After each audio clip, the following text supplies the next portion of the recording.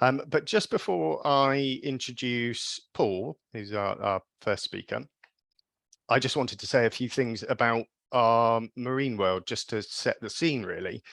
And quite recently, we had a kind of mindfulness moment, a bit of a thought exercise. And I was asked the question, think back to your childhood, your really early formative days, and what are some of your most enduring memories? And maybe you just have a pause to think on that. But whenever I'm thinking back to childhood, and this is common throughout many people, because of our connection with the natural world, we do think about when we've been out and about in the countryside, and in and amongst wildlife. Those are some of our most important memories that we have. And when I think back, mine starts with rock pooling. It's one of my early memories. I know it was Pembrokeshire. It was stunning limestone environment. I know that now. But I was looking in a rock pool, and it was absolutely teeming with life. I was there with my mum. She's a great naturalist, and showing me these creatures, and I could not believe it. I grew up in near Weston-super-Mare, and rock pools is pretty dangerous sport around there because you've got 15 meters of tidal range. So Pembrokeshire was absolutely wonderful. And I remember finding my first cushion star. It's just something stunning about that, those sort of geometric features. But I also now know that I found some velvet swimming crabs. Anyone will know if you found a velvet swimming crab, because my children refer to them as angry crabs. They definitely got a bit of a pinch to them. So that really was sort of formative for me. I love that coastal environment, and I was privileged when I finished my degree to work at Northern Barrows Country Park in northern Devon, and part of my role there was revealing those coastal creatures to the next generation. And I still found that hugely inspiring, even after the 50th or 60th school group. There was always something new to find, and that rock pool environment is just so productive and so stunning. Devon's marine and coastal environment is world class. We boast that we have two coastlines. Our marine environment doesn't know administrative boundaries and doesn't respect them, but we've got two. When I was actually checking how much coastline we've got, I was astounded that we've got 700 kilometers of coastline in the county. That's absolutely vast, and they're quite different characters. So North Devon, it's pretty rugged. It's exposed to the Atlantic winds. The geology is really fascinating underwater. You've got a lot of reef environments. You go out to Lundy, you've got that big granite intrusion, and the reef environments around Lundy are second to none. And then you go into these shifting sands, the Tortorridge Estuary, the heart of the Biosphere Reserve. The North Devon coast is a stunning area. South coast equally, but a very different character, more sheltered. We've got the drowned river valleys, the RIAs. It's probably those few places that we've got in our country where, with a stone's throw from Plymouth Hoe or Tor Bay, you could be in seagrass or eelgrass beds where there are seahorses, cuttlefish, these sorts of creatures that you assume are somewhere in the Mediterranean or further afield, but they're a stone's throw from where we are on the shores. When I was doing my degree in part of the University of Plymouth at Silhane, it was the first time I went snorkeling in UK waters, and both the speakers we have after me are keen divers. I've never done that, but snorkeling, you can imagine a fairly rough day, Tor Bay, ill-fitting wetsuit, very cold, and thinking, I was hardwired to be underwhelmed in terms of what I was going to see. This was Anstey's Cove in Tor Bay, and I was absolutely blown away. And there were these submerged cave environments that were just carpeted in sponges, dead man's fingers, different anemones, a whole raft of different fish species, and some that were so colourful they should be on Blue Planet, and you'd assume they're associated with the barrier reef. So a big part of our role and our job is actually revealing that what we have on our doorstep is world class. It's stunning and really needs to be protected and revived. We really risk devaluing our marine world. And you'll notice I've fallen into a bit of a trap because I'm talking about coastal a lot of the times. These are areas that I interact with, but that whole wide space that we see as blue and perhaps quite dangerous out there and uninviting is our life support systems. You know, our oceans are critical to our health. They regulate our climate. They are so important from carbon sequestration, nutrients recycling. The list goes on. But within that, the wildlife is phenomenal. You know, we talk about the larger creatures, the marine megafauna, our whales, dolphins, cetaceans, but yeah, everything out there, that diversity and abundance is absolutely critical. And the main thing is that we can't let that be out of sight and out of mind. It has to be at the fore of our minds, and for us to collectively take action to conserve it. But these are some of the most contested environments that we have. So we've got two of the largest fishing ports in the country by weight and by value. So Plymouth and Brixham. You know, our marine environment is even more impacted, should we say, by recreational activity. There's more and more people that are visiting our coastline, and that's great in some respects, but that has risks in others. And we're seeing ever more the impacts of climate change, sea level rise, you know, pollution and plastics.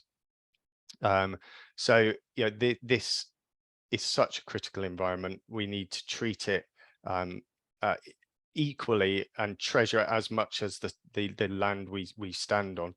And I'll just finish on, before I introduce Paul, a quote that I think is fantastic and relates perfectly to our marine environment. It's by Wendell Berry, who's an American author. And he says, "Do unto those downstream as you would have those upstream do unto you." That's a perfect setup for in terms of how we should think of our marine environment, because that is everything that is downstream from ourselves.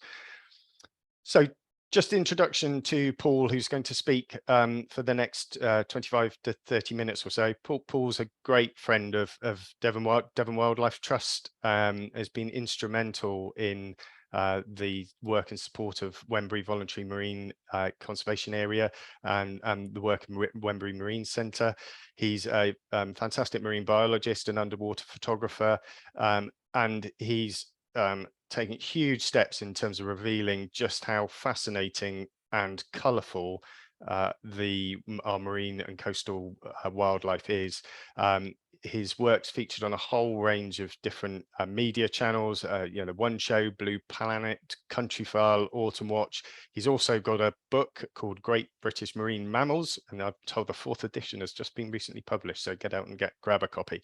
But as I said, Paul's marine photography work is second to none. So I'll hand over to Paul now and leave you in his capable hands. Thanks very much, Pete. Thank you for that introduction. I will just, good evening, everyone. Thank you for coming. I will just, hang on. Oh, I've lost the share screen option. You sorry, it's down the bottom. Sorry, I'm being an old fogey. Okay. Right. Okay, can everyone see the first slide? And yes, all good. Brilliant. And hear me. Well, as I say, thank you very much, Pete. Thank you, everyone. I'm going to talk now about our special and diverse marine life around Devon, and talk about some of the habitats that Pete's mentioned, the different places where these animals live, but also I want to say a lot about their colourful lives and hopefully introduce them as characters, because that's how I think of these animals. They do amazing things, which often surprises people just as much as what they look like. And that's why I've called it Meet the Neighbours, because these are animals with real character and they live so close to us, you know, right on our doorstep in Devon. We're so lucky. And so that's what I hope you can take from the talk today, they're real characters. I'm going to start looking at just very quickly at a habitat like a rocky shore, at Wembury, and of course the wonderful rock pools, as Pete mentioned, and just a few of the characters there, the beadlet anemones with their beads that they actually use to fight one another. You know, how many people know, you know, when they first go to a shore that sea anemones, let alone animals, but they can fight another. There are dog whelks doing unspeakable things to limpets. There's the comeback crab there, St. Piran's crab, that we're lucky to have now. And then there are fish like the shore clingfish there that do, you know, have amazing aspects of parental care and so on. But I won't say too much more about rocky shores. I'm going to take you now just a little bit deeper and look at one of my favourite habitats, which is these thornweed forests, which we're so lucky to have around a lot of Devon's coast on the rocky reefs, and they are in really shallow water. And you can start seeing amazing animals, and you can see how close to the surface that is. You could see that snorkeling. That's a spiny starfish, and it's crawling up onto the kelp, quite a large animal. And what it's doing there is it's getting ready to spawn. It will release either eggs or sperm in a white cloud. You can see one's actually spawning there on the kelp, and that will send out chemical signals as well that will set other starfish in the area scrambling very slowly for starfish up to the kelp and releasing their spawn. But this, as I say, this habitat is so accessible. You know, this is a photo of a typical thornweed forest, and it's taken at high tide. That's when the water's clearest. But if it was low tide and you were to walk on that reef and carefully avoid the snake locks and anemones there, you'd be in about thigh deep, sort of waist deep water. So it really is close to us and can be enjoyed snorkeling. And one of my favourite characters in this area is the cork-wing wrasse, this beautifully coloured fish. This is a male in his breeding colours. And here's a shot of one of these fish in action, which is what they do. They build, this is a male, and he's building a nest. That's a nest behind him, that quite large mass of seaweed. He's built that, and some work was done. It was actually at Wembury done by a scientist called Jeff Potts that showed how painstaking the work of this fish is. He doesn't just sort of ram any old seaweed into a crevice. He picks different types of seaweed for different parts of the nest. You know, hard, crusty weed for the outside that actually continues to grow the fragments after they've put in place. So they knit together, and softer weed for the female to deposit her eggs. And this is just off the shore. Some of them even lay it above low tide mark, so that they make the nest above low tide mark so they can only visit high tide. The other reason I like this video, is when we showed it at a local BioBlitz event, we had a complaint from someone who said that we should be showing local wildlife and not tropical fish videos. And when I said, no, this was just taken down the road, they were on the, just, you know, a few yards off the beach, they were absolutely gobsmacked. So that's the wonderful cork-wing wrasse. Of course, there are other wrasse. We have this group of fish that all have sort of lots of different aspects of their lives. The top two at the left are the cuckoo wrasse, and that's a male with the blue stripes, and the female in the sort of gentler pinky salmon colour. And you think, well, that's not unusual to have females and males different coloration, but actually all the cuckoo wrasse start life as females, and then a few turn into males. And in a group with a male and several females, if the male is killed by a predator, the senior female then changes sex and becomes the male of the harem. It's a ballan wrasse that does a similar thing, but doesn't make so much noise about it in terms of colour change. The ballan wrasse are cork-wing, bottom left, and then two smaller wrasse, the gold cinny and the rockhooks. And there are so many different aspects of wrasse behaviour that we could talk about, but I haven't got time. But one very well-known one is that they're cleaner fish. You know, you'd hear about these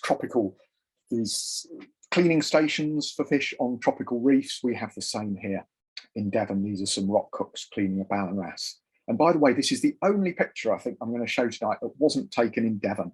Wrasse are so shy when they're cleaning that I had to rely on one lucky shot that I got in Cornwall. But every other shot you'll see is taken in Devon. Unfortunately, the cleaning ability of the wrasse is behind their undoing, or has been. These are some pots put down to capture our wrasse, and for transport, believe it or not, for those, quite surprising if you don't know, for transport live up to Scottish salmon farms.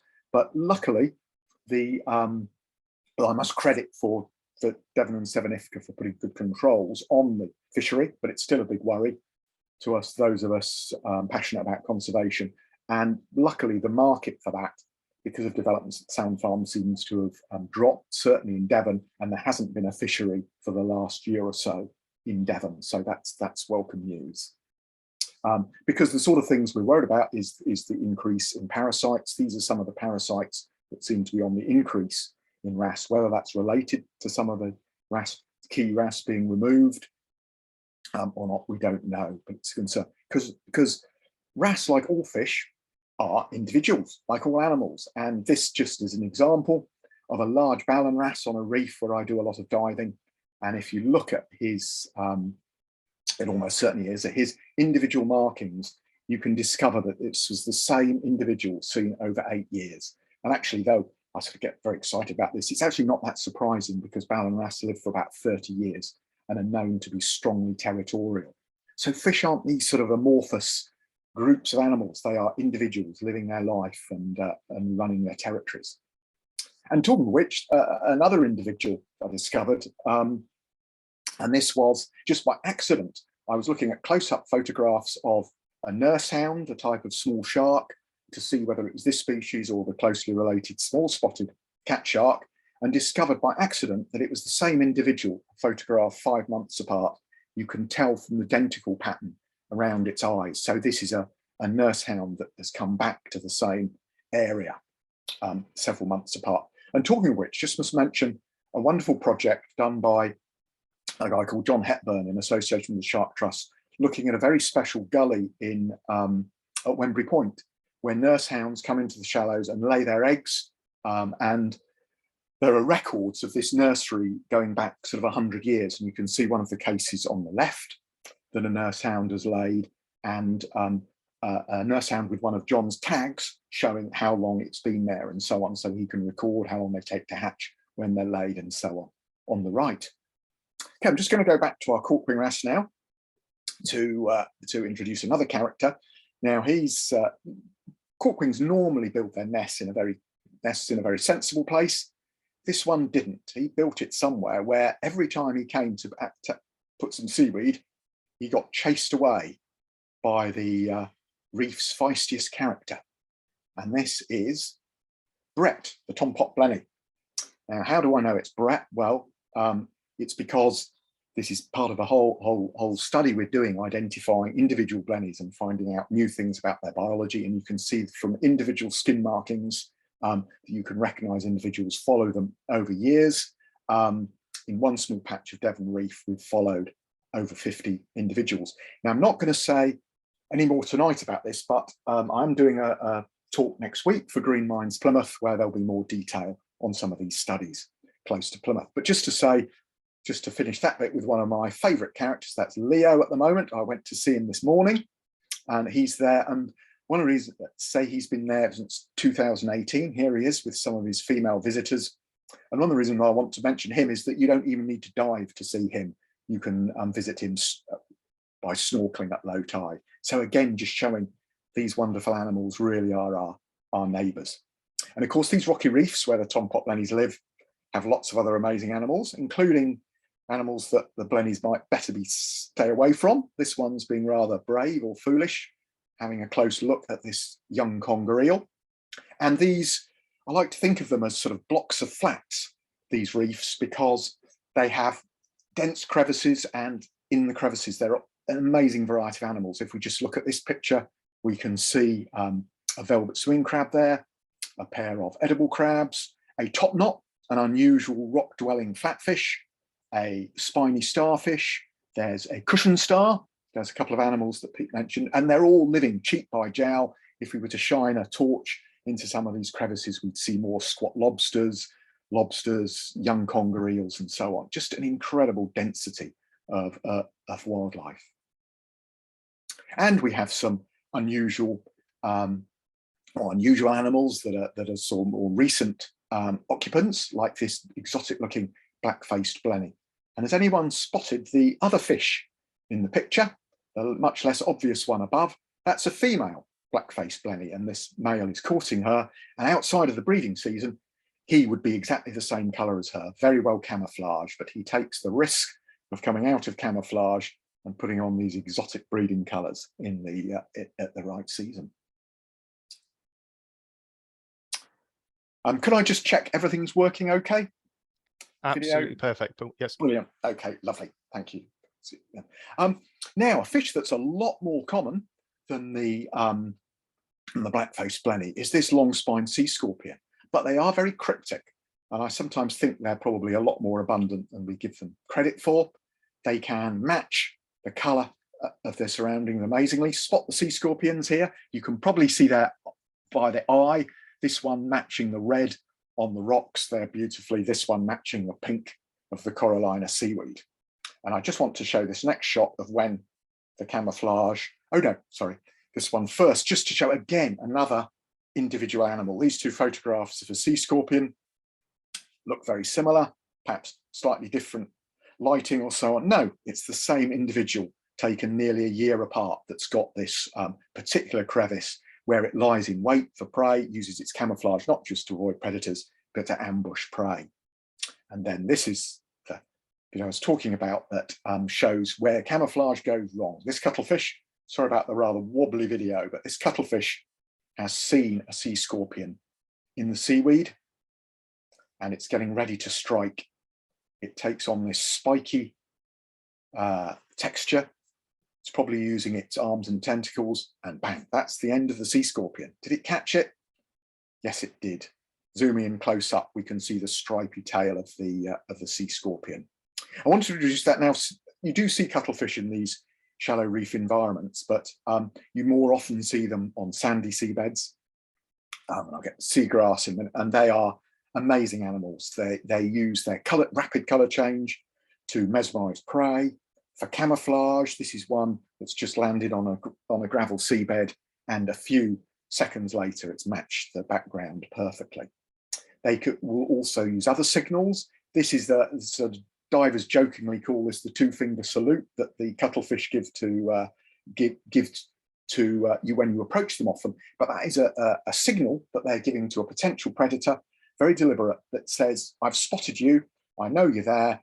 If you come and chase me, I'm going to be able to get away quickly. I might even damage you. And so it's not worth it. Leave me alone. And they also use signals to other cuttlefish. This is a male defending his partner, female below him from another male. And these outspread arms with the stripes and the spots on are basically the cuttlefish signal that says bugger off. And I just wanted to show you this other bit of video that is a cuttlefish pair. You see this is a male guarding a female very conscientiously. And you'll see how they change colour. So she's contemplating laying some eggs, but probably unsettled by me. So I'm now going, she would lay eggs in amongst this seaweed, attach the sea grapes. She goes off, followed by the attentive male. And then watch the male's reaction as he meets another male with a partner. They both change colour, the two males, quite dramatically. Here, see how they get stripy, and they both hold out this arm to each other, saying, as I say, bugger off, or something perhaps more polite. Keep away from my partner. And then as soon as they are apart, they go back into much more relaxed colour. So, and they're certainly intelligent animals. You know, they're much more worried by another cuttlefish intruding on their partner than by a massive bubbling diver that they probably realise is no threat to them. That coincidentally, that footage was taken at Babbacombe near Torbay, and another amazing event happens at Babbacombe, and that is the congregation of the spider crabs. It happens lots of places around our coast, in North Devon as well, particularly, but Babbacombe is one of the most accessible places. And this is where huge numbers of spider crabs gather for what they call a pubertal molt, which is their molt when they shed their armour and reach puberty. And this is a newly molted male, showing his big claws for the first time, having just reach puberty, as I say. So like us, it's when the gender differences first become apparent. But a surprise for me about these molts was that because crabs are big decorators, this one is beautifully decorated, you can see, with multicolored seaweed that the crabs use to make their camouflage. After they've all molted, they all need to sit around and redo their camouflage. And this was a really amazing scene. This is again at Babacombe, a group of spider crabs, and they're all busy redoing their hair, if you like. They are attaching bits of seaweed. The video's frozen for a minute. Here we go. Can you see they're showing amazing dexterity, picking up little pieces of seaweed, rubbing them on their spines, on their back. I'll show you how they attach in a moment, until they stick. And they're all doing it. And they know when the bits of seaweed are attached. And they also seem to even chew the bits of seaweed before they attach them, probably to make them more sticky. But this was an amazing sight. And just in case you're wondering what the seaweed sticks to, it doesn't stick to the big spines. It sticks to these tiny little curved hooks that are around the spines, which look just like Velcro. So in case you didn't know, spider crabs invented Velcro. Okay, so now we're up Torbay, carry on into another very special habitat that is in quite a few places around Devon, but there are some really prominent seagrass beds in Torbay, and an amazingly rich habitat. And you might notice that one of the leaves of seagrass there isn't quite a leaf. It's a fish, very special fish called a broad-nosed or seagrass pipefish. The eye is about the only thing that gives this amazing animal away, beautifully camouflaged. And of course, there are rarities in the seagrass, like this long snout-mounted seahorse, also called the seagrass seahorse, because that's its favourite habitat, very vulnerable and protected species.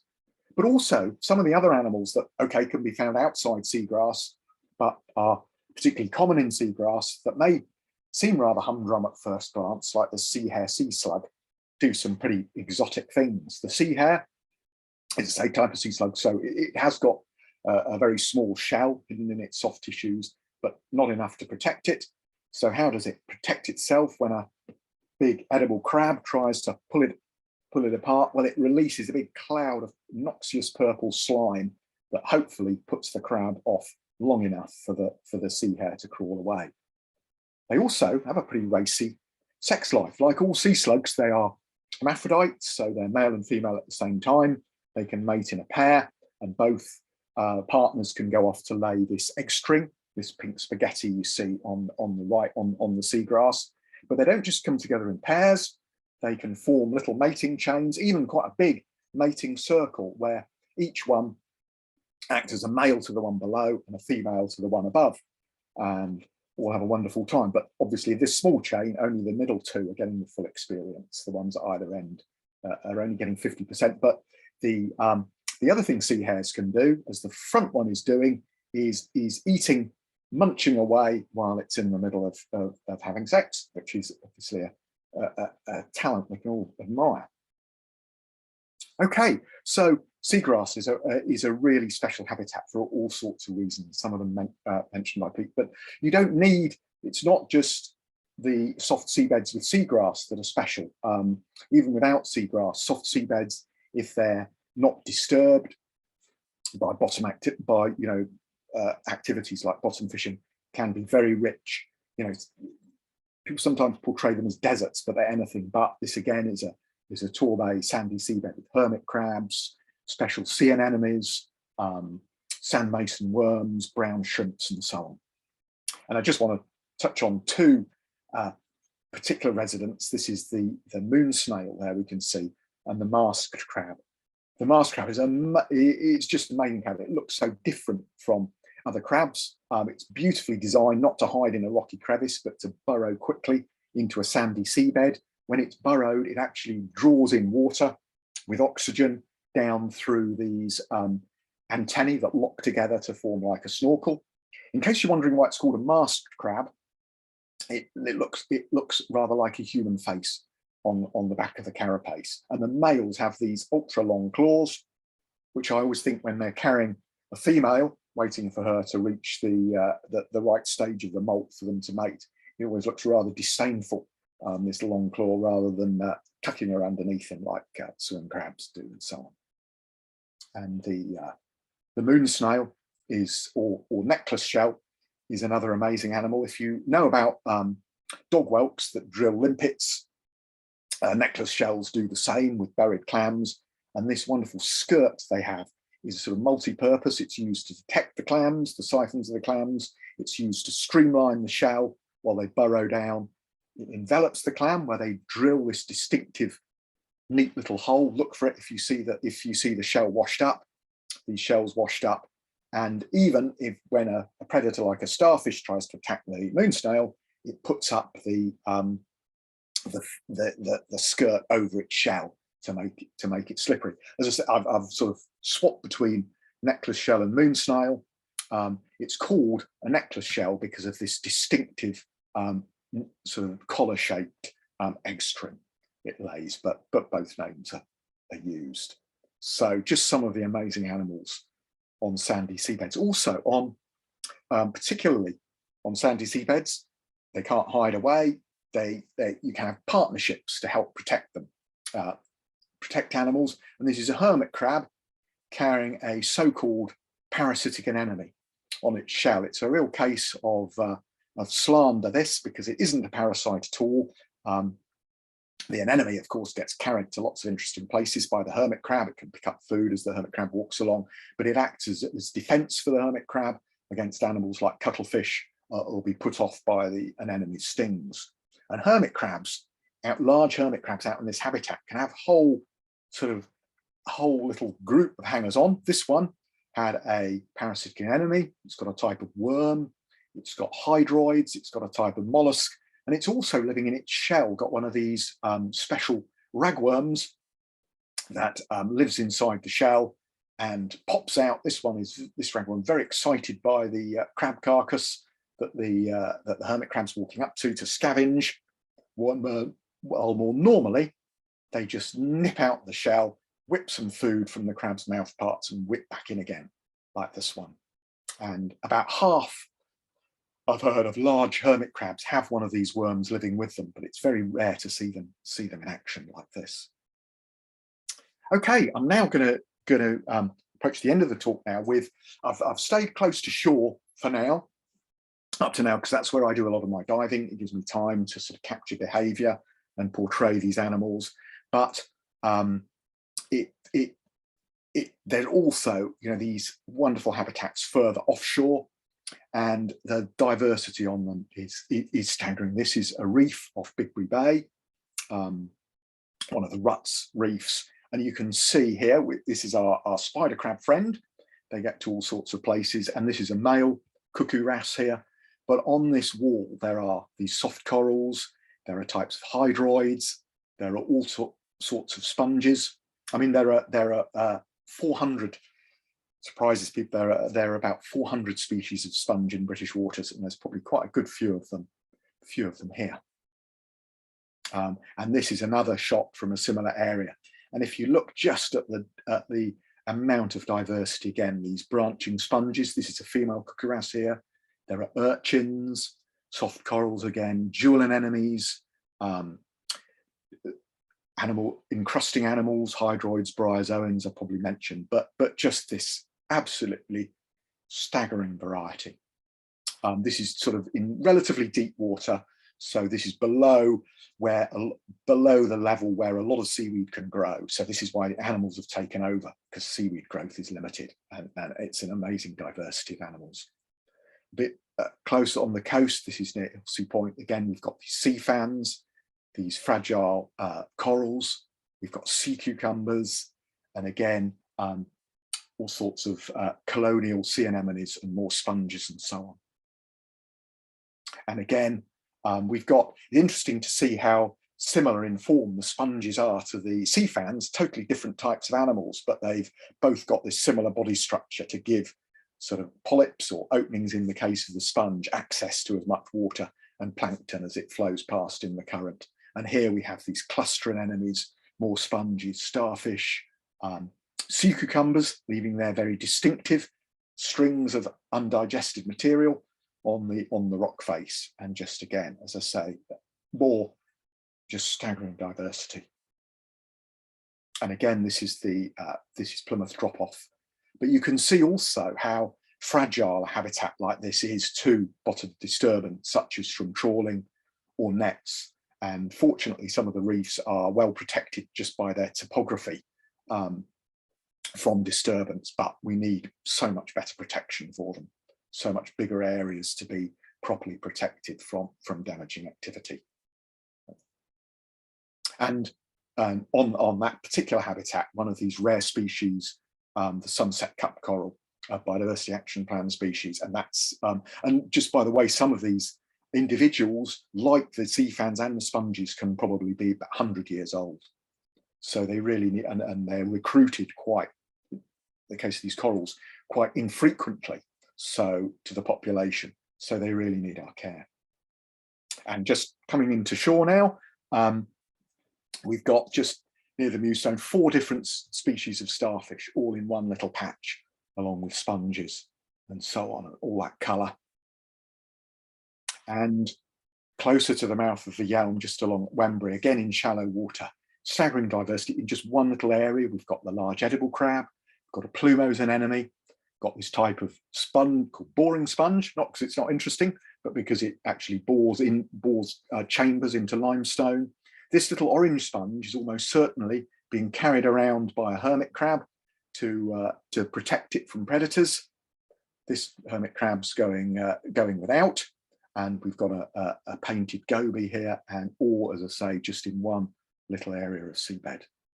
So I think that's about the end of the talk. I haven't even had a chance to mention sea mammals, but this is one. I saw the same picture behind Pete as well. This is one visiting me very curiously when I was diving. So I'm going to come back to the surface now. Hopefully that's about right for time. Thank you very much for listening. I normally say more about Devon Wildlife Trust here, but of course this is their event here. So I'll just say some where you can find out some more things or see more of this sort of footage. There's a film, Wonderful Wembury, on the Marine Centre YouTube channel, which is about a 13-minute film showing a lot of animal behaviour and so on.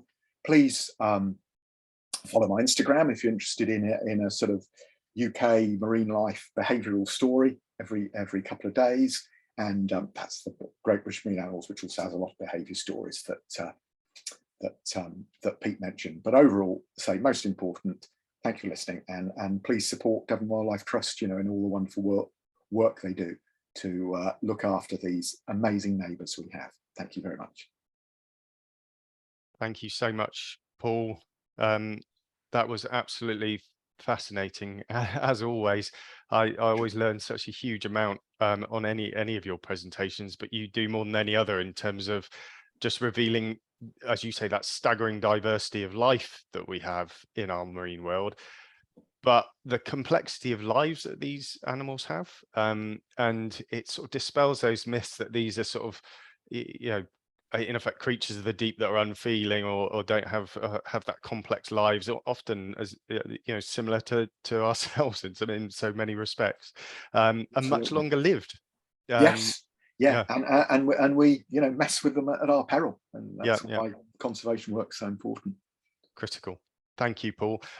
So I'm going to now introduce Lissa, but just before I do, please do put any questions in the chat box, and they'll get fed through to me, so I can ask the questions of both of our speakers later. Any questions at all about the natural history of any of the species that you've seen, right through to conservation and policy work. But yeah, just now moving on to Lissa. So Lissa's been involved in the marine conservation world for over 20 years. She's a head of marine conservation for the Wildlife Trust, so they're the umbrella organisation which help represent all 46 wildlife trusts across the country. Her work's been absolutely critical and pivotal in terms of ensuring that we have actually got protected areas in our seas, so areas we call the marine conservation zones or marine protected areas. These have only really been relatively recent additions to our conservation network, and we've just got recent news now that there is consultation in terms of heavily protected marine areas, which Lissa will introduce. But Lissa, just as at home treading the halls of Westminster, as she is revealing how special our marine life is at the more local level, and it's it's that conservation and policy work at all levels which has just been absolutely critical. So welcome, Lissa, and thank you for for offering to present for us. So over to you. Thank you. Good evening, all. I will now share screen as well. Can you all see that? Yep, looks great. Thank you. So Pete has already given me an introduction, but hopefully this will play. There we go. But I was asked to perhaps kick off with a little bit about who I am. And there's very good reason that there's a dolphin on the bow of a boat there, because I am your typical whale and dolphin expert. I got into this field because when I went to university and they said, why do you want to become a marine biologist? I said, because of the whales and dolphins. And they said to me, I guarantee when you leave, you'll be more interested in the small stuff, the sea slugs and the bristle worms. And I said, I'm not convinced. And 3 years later, I was applying to do a PhD in harbour porpoise. So how did I get where I am today? Well, I started off with my undergraduate dissertation studying the bottlenose dolphins that exist around our shores, the inshore group. And I spent 2 months sitting on Teignmouth seafront. I live and work from Plymouth. I was fortunate enough that the dolphins decided to spend 2 months flitting around the pier at the end of Teignmouth. And I got a chance to both photo ID them and study their behaviour. Following that, I was fortunate enough to get a place, and this was my first introduction to the Wildlife Trust. So I got a place on board the Wildlife Trust basking shark survey. So I encountered these leviathans of the sea firsthand and up close. And I principally got a place on board the boat working as first mate. And I was collecting data for my doctorate on harbour porpoise. So I was there principally thinking about the cetaceans, whilst also recording the basking sharks that we saw along the way. And the shot that you can see on the right-hand side is one of my favourite moments. It's actually up in Scotland, off the coast of Mull, and we were surrounded by a pod of common dolphins. So I am perhaps happiest at sea, so when surrounded by whales and dolphins, but as Pete said, I spend a lot of my time now in the policy world.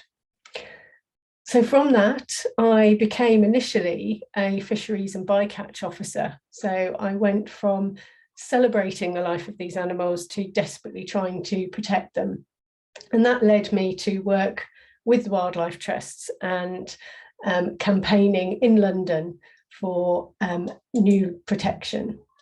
And all of this work, though, has made me realise, and the day never stops, that we've still got so much to do in terms of raising public awareness. What Paul's done tonight has been to bring to life everything that is out of sight and in many cases out of mind. I suspect, though, tonight's audience we're probably preaching to the converted, but we always have a job to do to remind people of the importance of our marine life and what we need to do to protect it. So the talk this evening is to give you a brief whistle-stop tour of the history of marine conservation in the UK.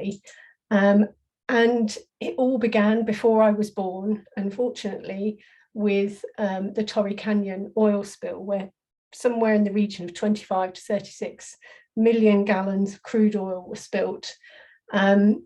And unfortunately, the processes in terms of trying to clean up and the chemicals that were then put into the marine environment delayed what would have been natural recovery. But it woke everybody up to the fact that we could no longer tinker around the edges. We had to do more. In the 70s, a number of the trusts were established, but also some of the lead people, some of the lead marine biologists who had been instrumental in establishing the Wildlife Trust movement started to call for voluntary marine conservation areas. And we ended up with a series, as you see on the map here, just as a marker, a starter for 10 as you were, to get conservation on the map. We then ended up with the Wildlife and Countryside Act being brought into play, and that enabled the designation of marine nature reserves. So we were well on the way, or so we thought, to proper designation, proper protection of the marine environment. But although these 7 sites were initially put forward, only 3 actually made it through to designation. And you can see the excruciatingly slow process of Lundy originally in 86, Skomer in 1990, and Strangford Lough in Northern Ireland in 95. So we were still a long way off.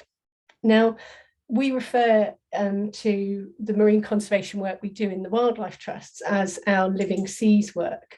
And that really began very much just down the road from me here in Devon, and my now line manager won't mind me sharing this photo of her. She was the first full-time marine conservation officer, and she was based at the Wembury Marine Centre.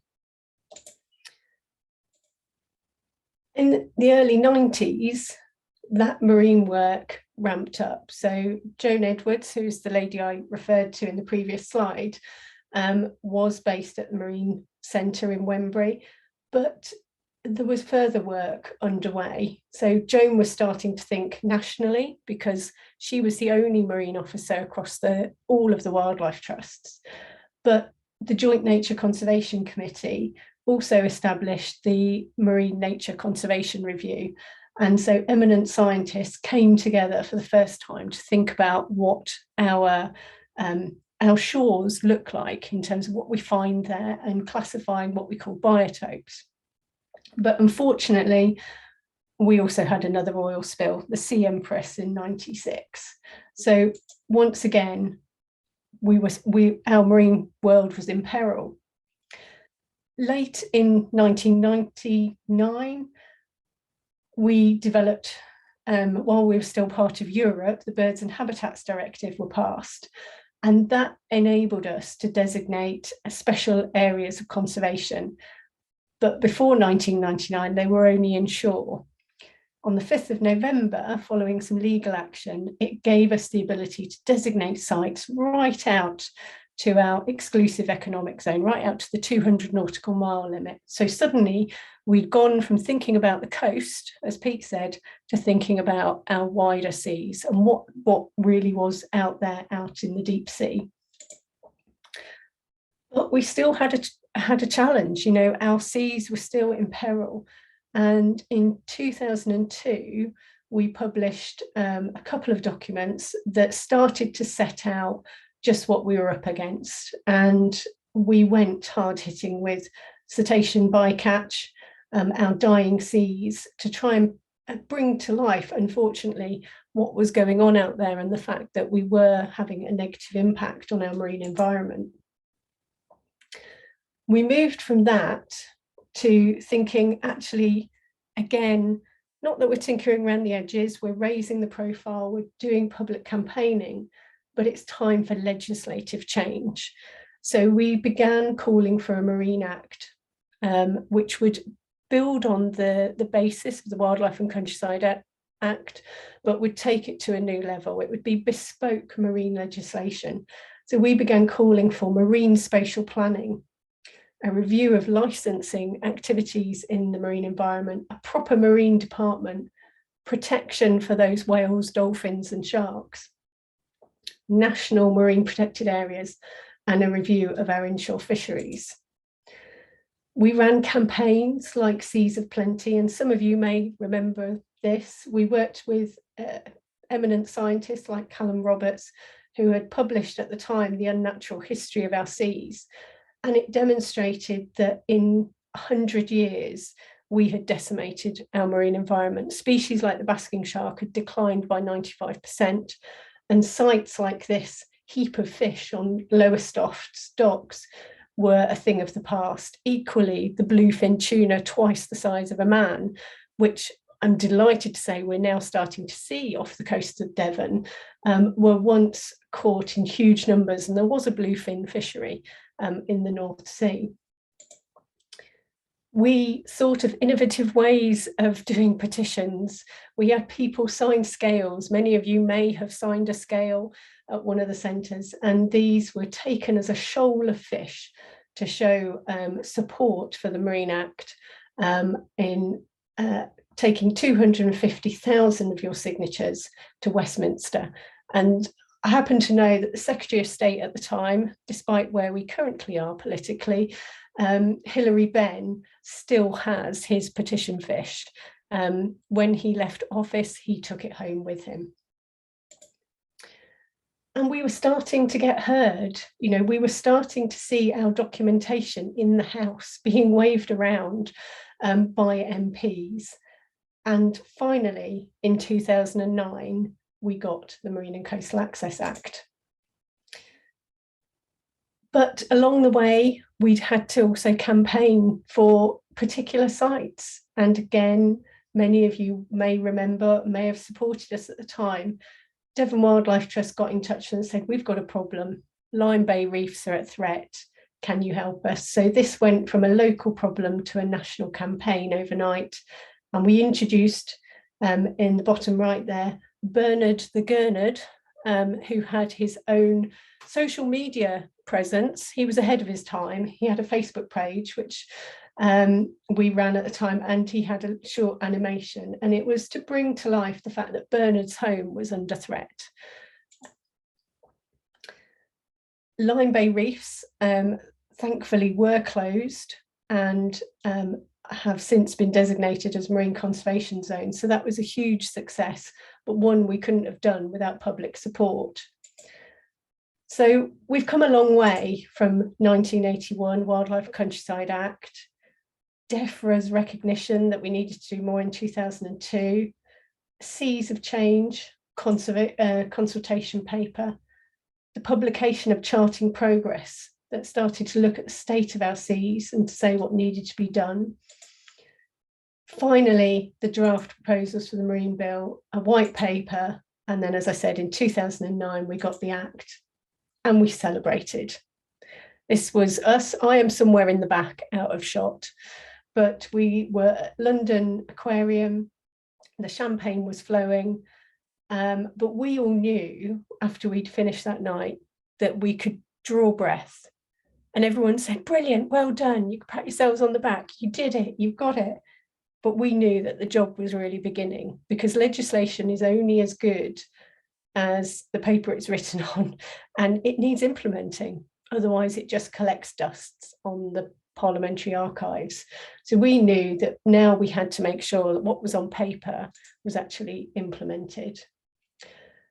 And the Marine Protected Area Network projects got underway. We were still comparing what happens on land to what happens in the sea. So at the point where we got the Marine and Coastal Access Act, cast your mind back to those 3 marine nature reserves that were originally designated under the Wildlife and Countryside Act.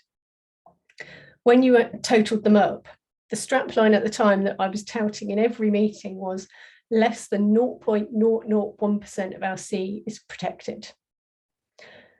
And so we again ran another campaign. We engaged with the projects that were only in English waters, but they started to put lines on maps, and they were stakeholder-led projects. So for the first time, we were sitting down with fishermen, with industry, and we were saying, what do we know about these sites? Where do we need protection? Where do we need to do more?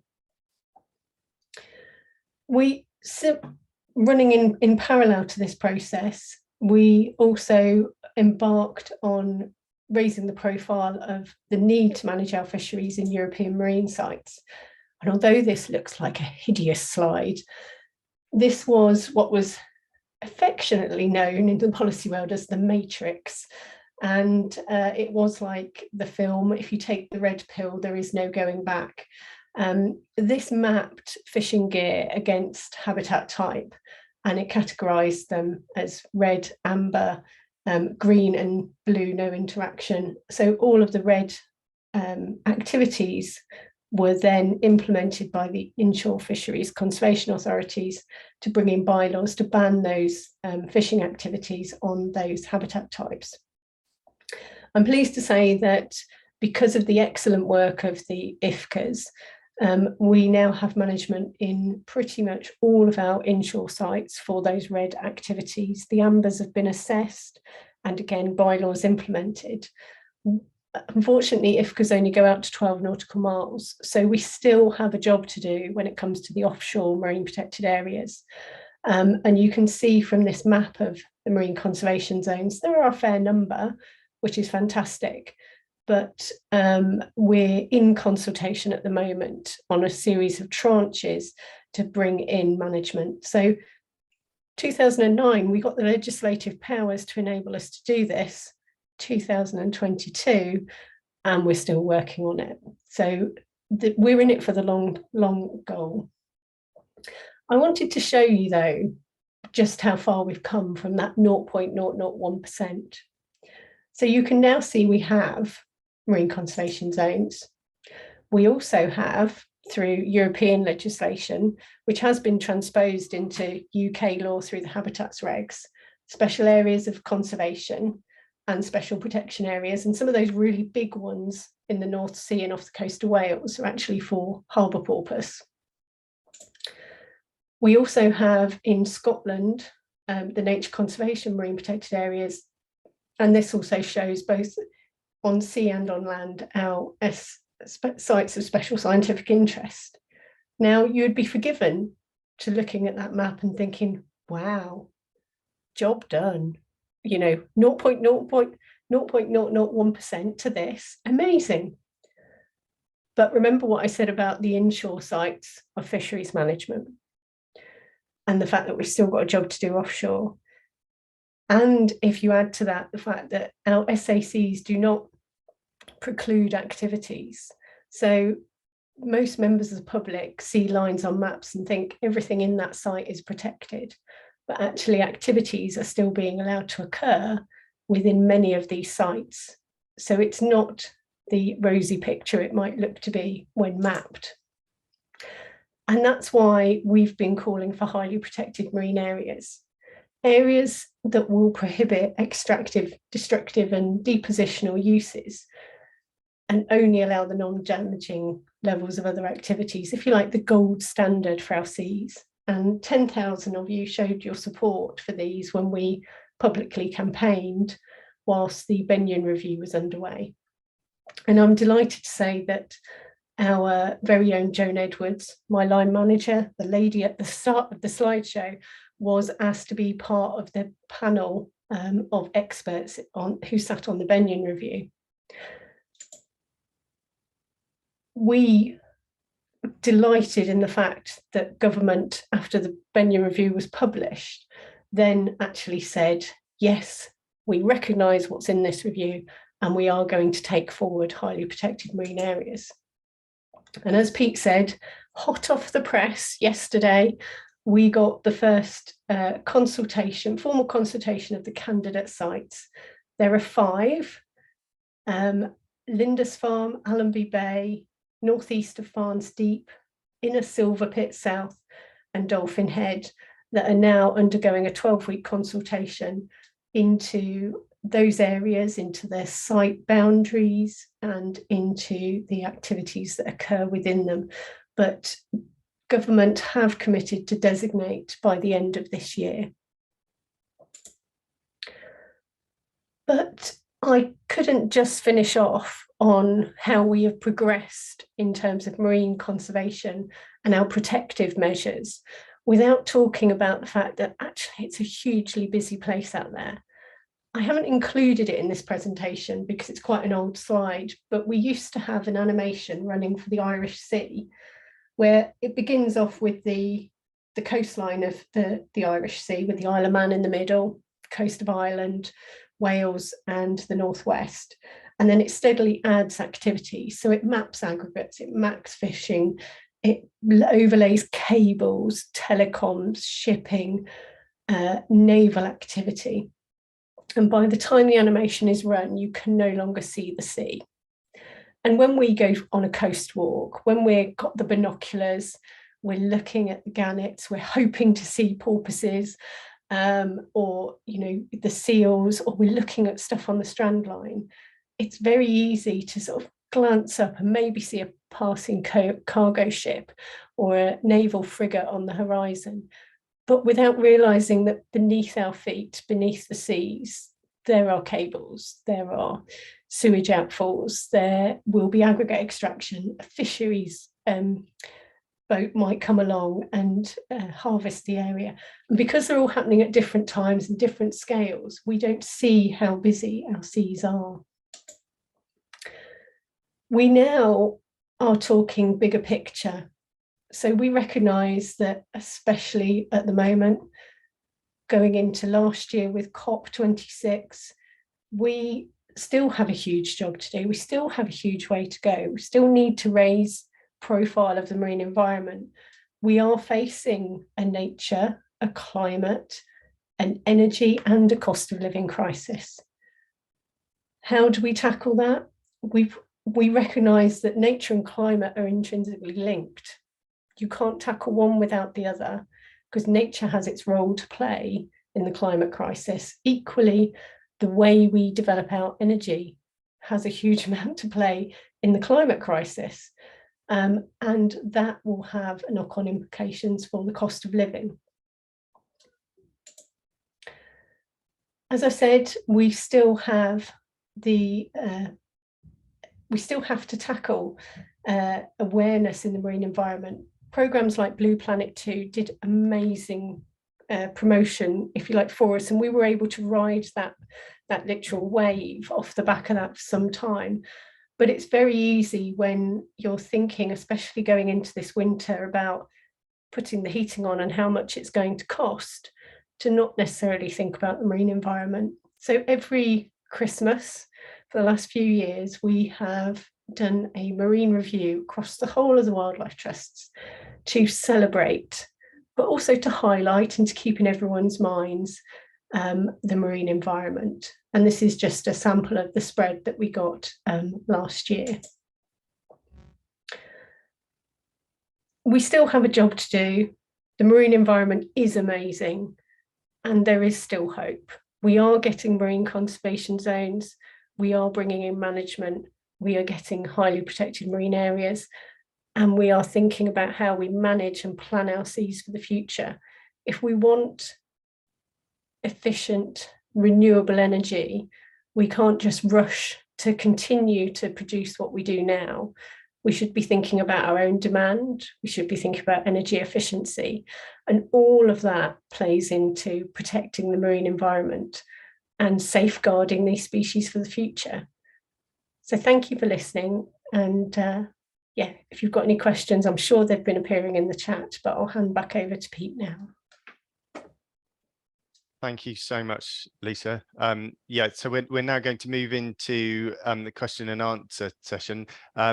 Yeah, I vote to bring Bernard the Gurnard back. Yeah, it was, as you say, way ahead of his time. But that was such a great presentation in terms of just charting that history of conservation work that you've really been at the forefront of. We've got some really good questions here, and some of them have come in quite late, so I'm going to do my best to keep track of them. But we've got about 15 minutes or so to be able to do those Q&As. But one is quite tricky, so I'll start with that one and give Lissa and Paul a bit of time to think about it, and then we can move on to some of the other questions and you can answer that at the end. But one of the questions was that if you had a magic wand, what would you like to change in the next 20 years in the marine environment? So I'll put that out there to start with now to get you thinking about it, and then we can end on that one.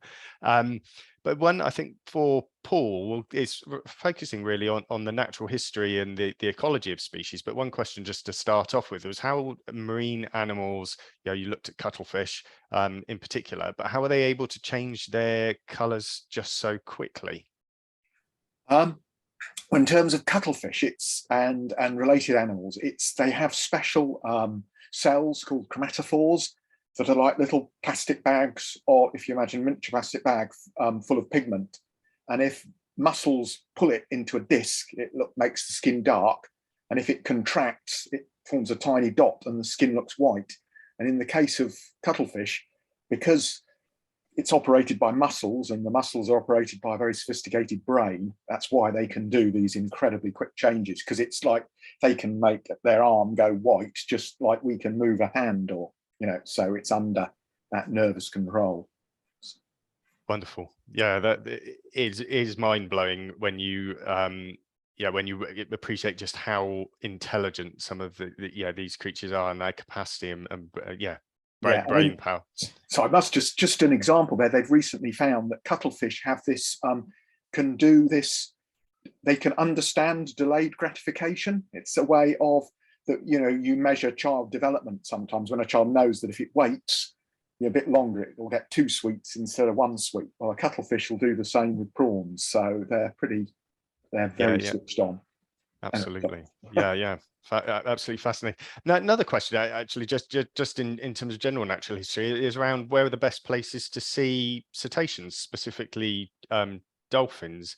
I mean, I just start off in terms of answering that, in that I saw an absolutely fabulous film on YouTube of a pod of common dolphins out from Wembury, and I'm sure you've seen it, Paul, but the numbers were just phenomenal. There must have been 40 or 50 or maybe even more in the pod. But to you, Paul, probably best to answer that. Where's a good reliable place to see some of the larger megafauna? I'm not sure, actually. I think I'll dip my shoulders to the cetacean expert, actually. Oh, okay. Over to you, Lisa. Right. Yep. That's fine. So historically, I would have always said, if you want to see bottlenose dolphins, you probably need to go to Cardigan Bay or up off the Moray Firth in Scotland, where we have 2 resident populations. Harbour porpoises can be seen throughout the UK. They are the most frequently sighted cetacean. And a couple of places in Devon, on the north coast, would be Mort Point, where I spent a lot of my time sitting with a long-range telescope. But Lee Bay up there, I've seen them really close inshore. And then on the south coast, I would probably say Berry Head. Now, I started that answer with saying historically, because the amazing thing that we are seeing, which I think is a combination of some first indications of recovery in the marine environment, and that's why I say there is still hope, and a combination of perhaps climate change, changing food availability. But we are now seeing Devon waters teeming with cetaceans. We regularly get minke whales. In the January, February, March time, we're seeing fin whales, admittedly further offshore. So you'd have to be on a sightings trip on a boat to go and see them. But as some of us know, we have been delighted by regular visits from humpback whales. So I would say always keep your eyes peeled. I know a colleague of mine sent me an email that said, if only I had a camera, and she'd been walking along the cliffs, she'd seen dolphins, she thought, wow, they're going quick. And when she looked behind them, they were being chased by a pod of orca. So anything is possible. Keep your eyes peeled, and you just have to be in the right place at the right time. Yeah, I'm following various Facebook pages at the moment from pubs which are around the coast in Devon, which are posting images of some amazing cetaceans, like you say, like minke whale, humpbacks, often around the Start Point area. Just things that you would have never imagined 10 or so years ago, and now to see tuna back You know, there is real reason for hope when you start seeing some of those huge fish coming back into our you know, those big apex predators back in our landscapes or seascapes. Brilliant. So there's a couple of other natural history questions. One to Paul, which is, what's your favorite wildlife encounter whilst diving? Ooh. I think possibly seeing cuttlefish when they just go about their lives. Difficult. Cool. Any animal that's sort of getting on with its life and ignoring you. So a cork-wing wrasse building a nest, tom-pot blennies sort of trying to get one step up in their pecking order. They have this very complex social life, or cuttlefish, sort of a male guarding a female while she lays her eggs. And it's such an intricate process, that the way she attack, you know, you see a big bunch of sea grapes or the eggs, and she attaches each egg individually, ties a little knot with a little strap, having sort of blown the silt off the seaweed. It's just such an intricate process. So sorry, I've gone for 3, which is that's wonderful. But I would just add, and it's quite pertinent at the moment with a lot of the stories which we're hearing from Cornwall, but I was lucky enough to see octopus in the Tortoridge estuary, and wow. Yeah, at this time now, you know, just look in those rock pool environments, you never know what you'll see, because there's been a big influx into our waters. So you never know, you might see octopus in the UK. Yeah, which would be very wonderful. So there's some more questions which relate to, I suppose, marine conservation zones and marine management. And this one's a really great question, and I think one for you, Lissa, is you look at marine protected areas, and they're sort of like a whole range of different features in marine protected areas which are protected. So it might be a particular reef feature or a type of seafloor habitat. But the comment really is that we need to move to management that protects everything in the MPAs and not just these selected features. And the person asking the question says, and not you know, to say, well, these are HPMAs, you know, what are we going to campaign for stronger levels of protection in all of our MPAs? So we've been calling throughout the whole process.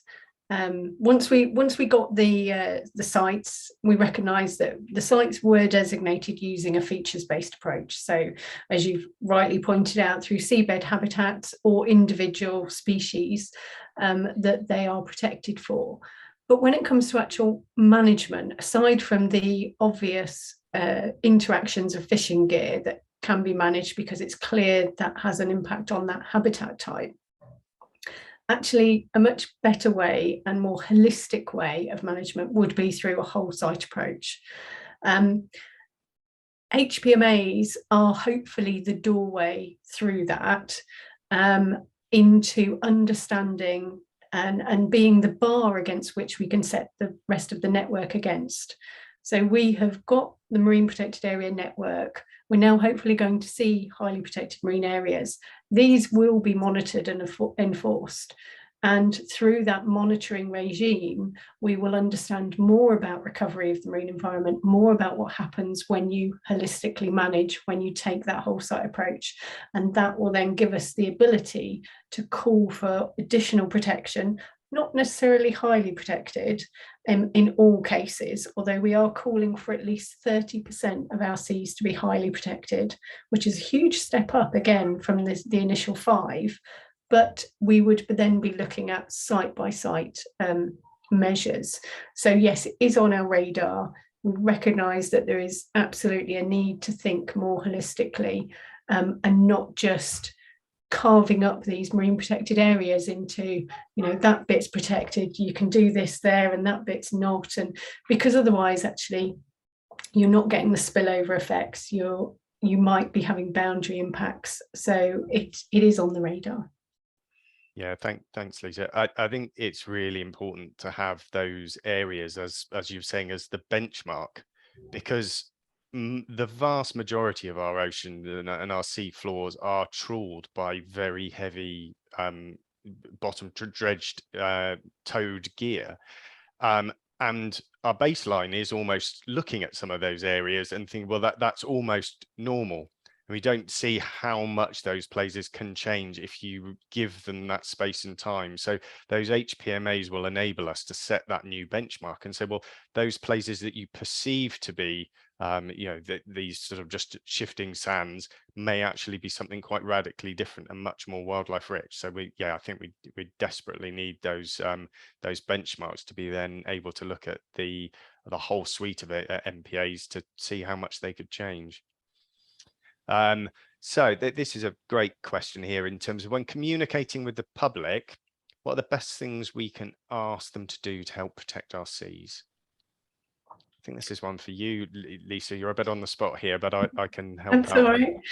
That's all right. So some of the easiest ways are to recycle, to do, the classic leave only footprints in the sand, don't leave anything else on the beach.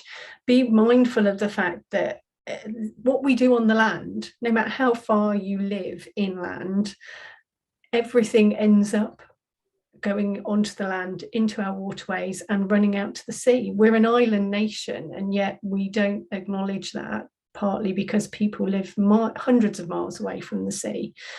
So recycle. Obviously, don't leave anything behind when you do visit and enjoy the shore.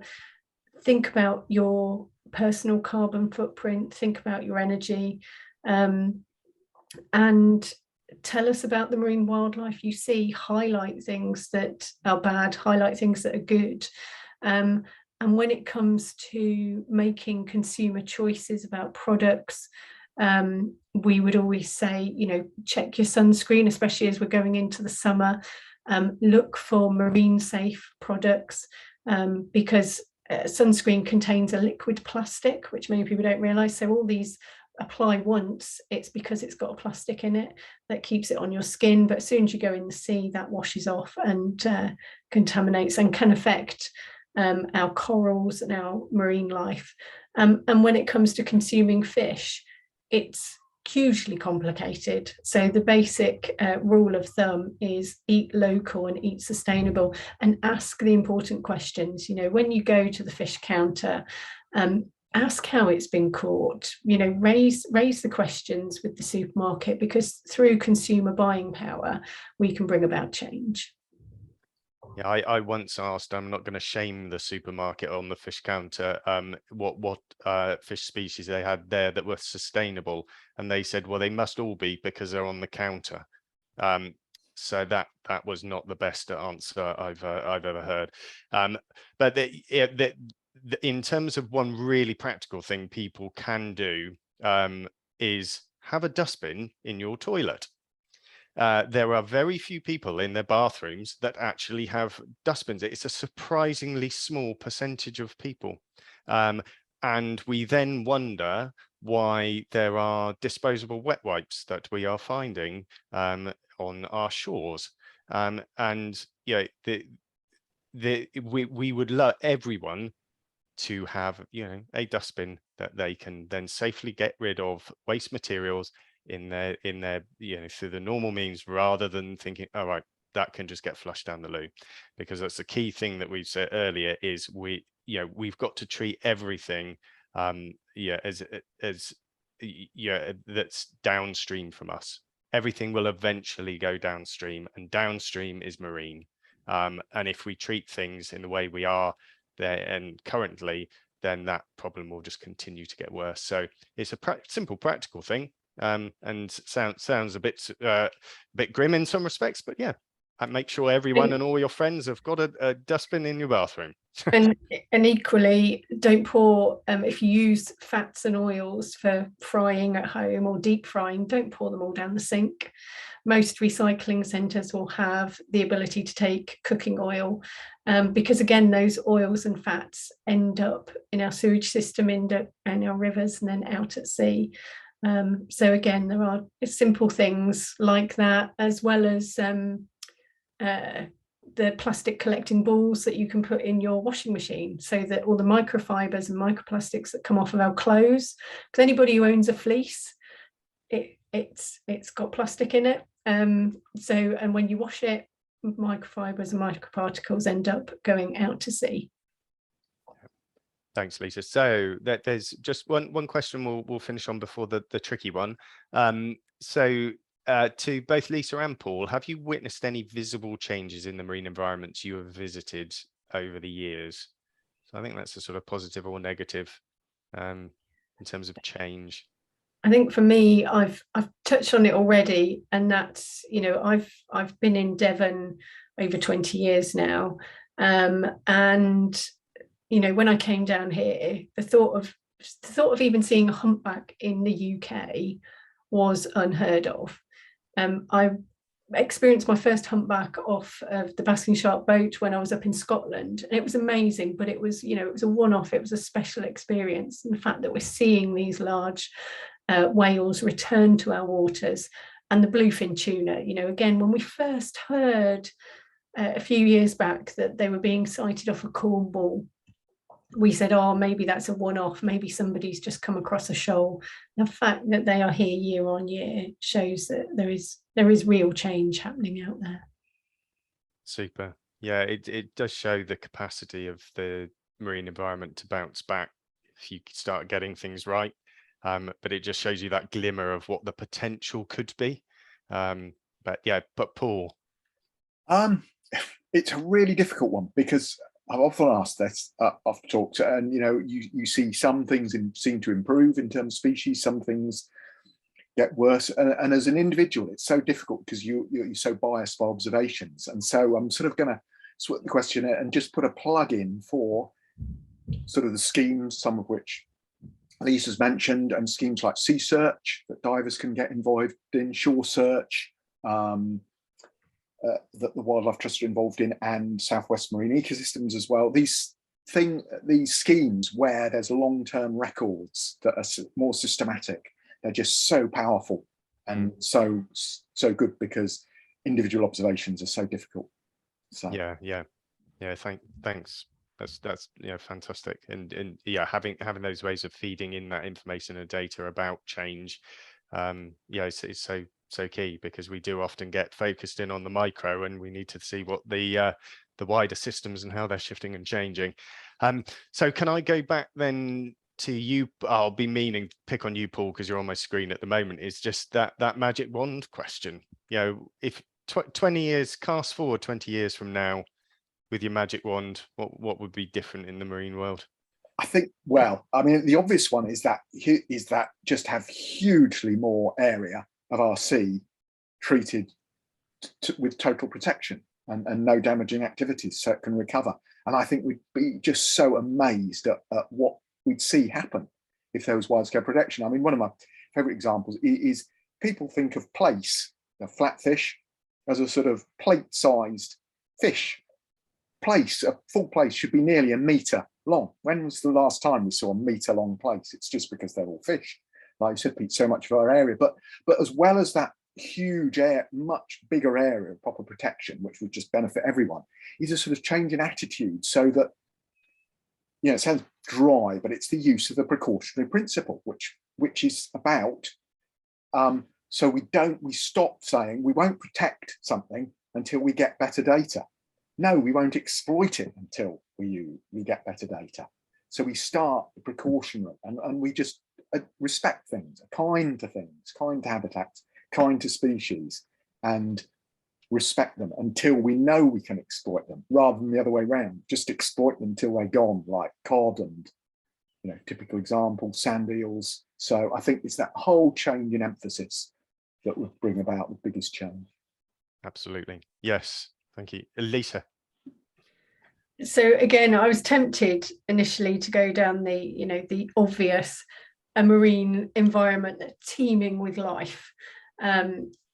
However, I think I'm going to play a similar card to Paul, in that one of my biggest bugbears in my policy world is the fact that one of the things we've never properly implemented from the Marine and Coastal Access Act is proper marine spatial planning. At the moment, there is an overriding opinion by decision makers and officials that we can still have everything on the table and we can cram it all in without any trade-offs. And that just isn't the case. There isn't enough space in the sea.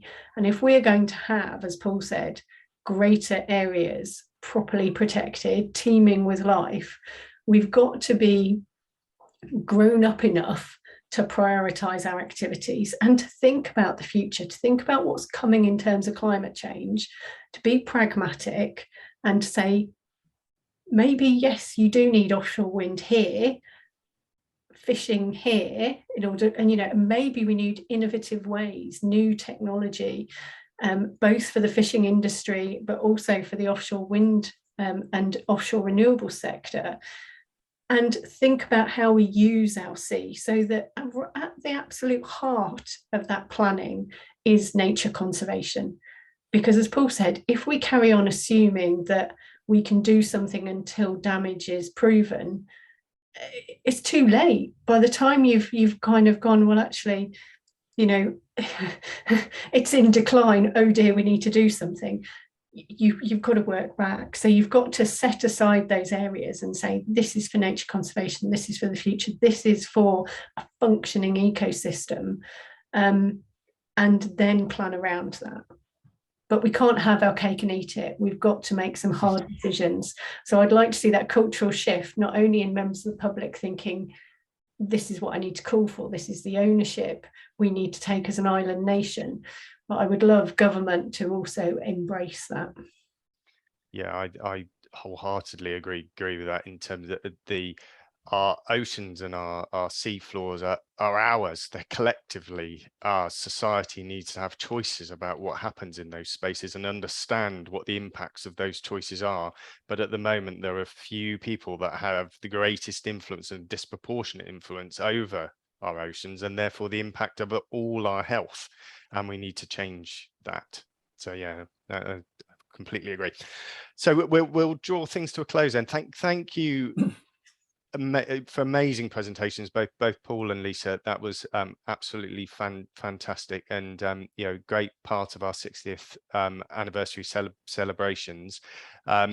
We do have a range of other talks and activities around the 60th, so please do look on our events web pages for future events and activities that will be happening soon. And just thanks now to all of our members and everyone that's joined us and our supporters this evening, because without you and your and all the support you provide us, we wouldn't be able to do the great work that Devon Wildlife Trust and our partners and other organisations are able to achieve. So it's a big shout out and thank you to everyone, our supporters, and Paul and Lissa for all of your time and expertise this evening. So thanks very much, everyone, and have a great rest of the evening and a lovely summer.